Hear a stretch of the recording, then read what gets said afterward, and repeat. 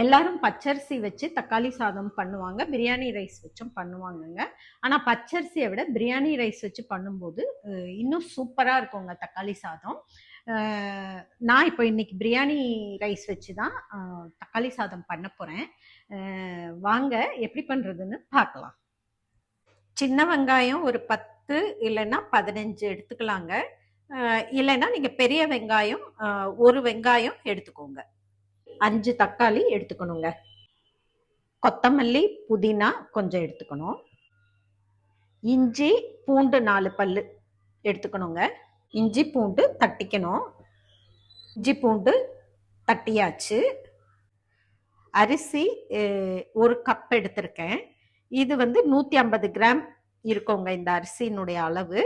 நீங்க பிரியாணி அரிசியும் யூஸ் பண்ணலாம், பச்சரிசியும் யூஸ் பண்ணலாம். நான் பிரியாணி அரிசி யூஸ் பண்றேங்க. கரம் மசாலா கொஞ்சம் எடுத்திருக்கேங்க. தேங்காய் 2 சில்லு அரைச்சு பால் எடுத்து வச்சிருக்கிறேங்க.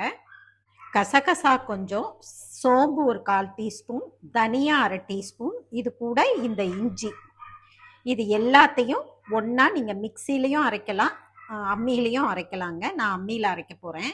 கசகசா, தனியா தூள், இஞ்சி இதை நான் அரைக்க போறேங்க. இஞ்சி, சோம்பு, கசகசா, தனியாத்தூள் இது எல்லாத்தையும் அம்மியில வச்சு அரைச்சாச்சுங்க.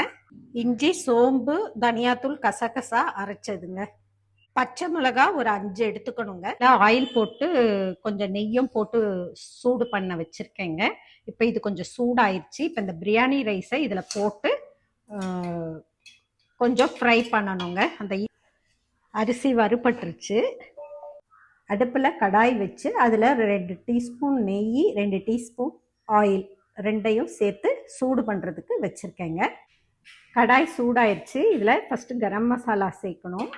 சேர்த்துட்டு இந்த பச்சை மிளகாயை சேர்க்கணுங்க. பச்சை மிளகாய் வதங்கின உடனே வெங்காயத்தை சேர்க்கணும்.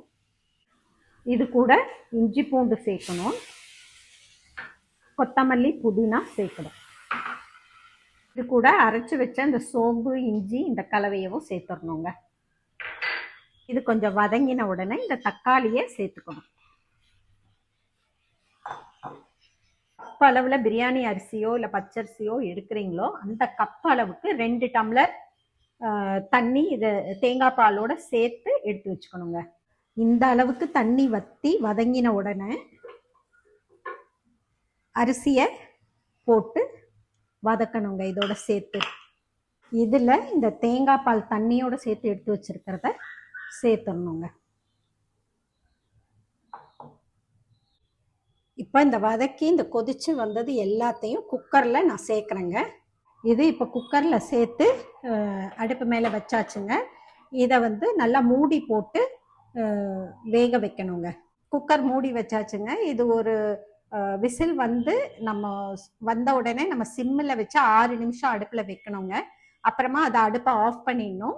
இன்னொரு அடுப்பில் தோசை சட்டி வச்சு தோசை சட்டி சூடான உடனே அடுப்பை ஆஃப் பண்ணி வச்சிடணும். இந்த 6 நிமிஷம் கழிச்சு குக்கரை எடுத்து தோசை சட்டி மேலே ஒரு 2 நிமிஷம் வச்சு எடுத்துட்டா தக்காளி சாதம் ரெடி ஆயிடுங்க. தக்காளி சாதம் ரெடி ஆயிடுச்சுங்க.